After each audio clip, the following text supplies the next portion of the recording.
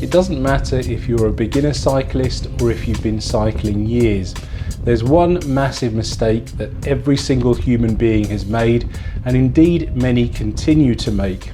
A mistake so big that if you let it, it will not only take away all of your enjoyment of cycling, but also potentially ruin your life in general.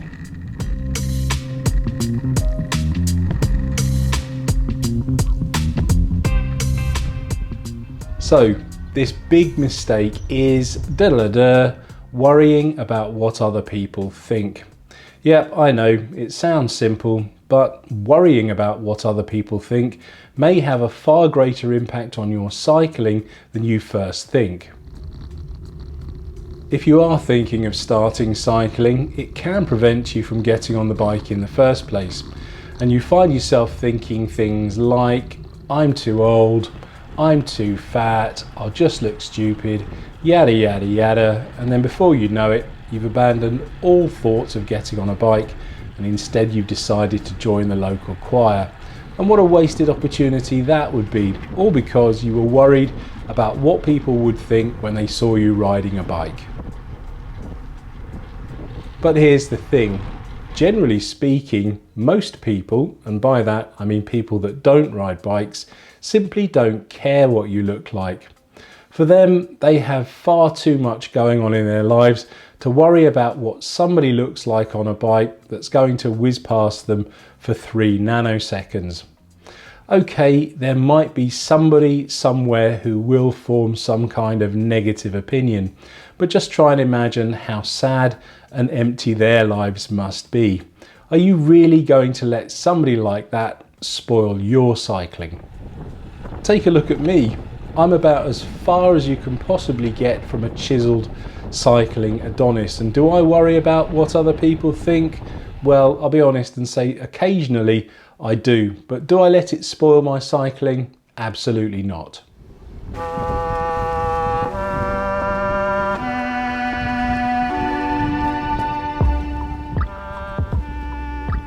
Unfortunately, at the moment, there does seem to be a lot of anti-cyclist propaganda in the media. For the most part though, it is the tabloid press trying to whip up friction between motorists and cyclists, painting us as arrogant, entitled road users that don't really deserve any respect. Sadly, this is nothing more than cheap tactics designed to sell more newspapers. But the damage comes when the motorists start to believe this friction. That said, instead of worrying about it, it's probably better to be mindful of what these motorists may be thinking. The reality is that most motorists are decent people, and the last thing they want to do is drive in such a way that puts somebody in deliberate danger. But then mistakes do happen on both sides. If you are the one at fault, take responsibility for it, even if it's just to yourself. And if the motorist is the one at fault, don't get involved in some kind of road rage incident, because they never end well. You may well have the moral high ground, but all anyone will ever see is a lycra-clad weirdo going all red in the face while they argue the toss.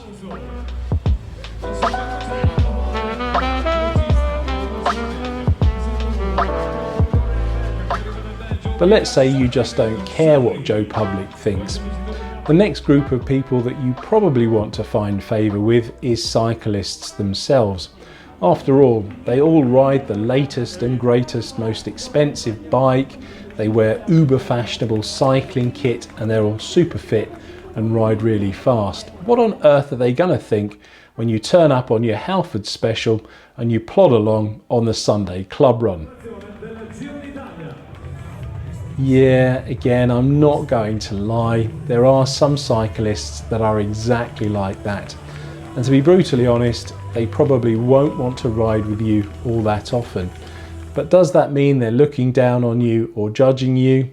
Well, some might, but in my experience, most other cyclists just see a fellow rider and end up being very encouraging and very supportive.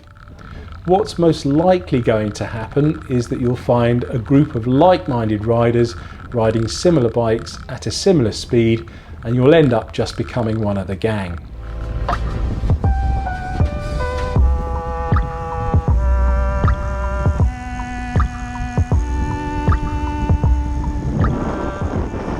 More often than not, worrying about what other people think is just an incredibly self-destructive waste of your own time and energy.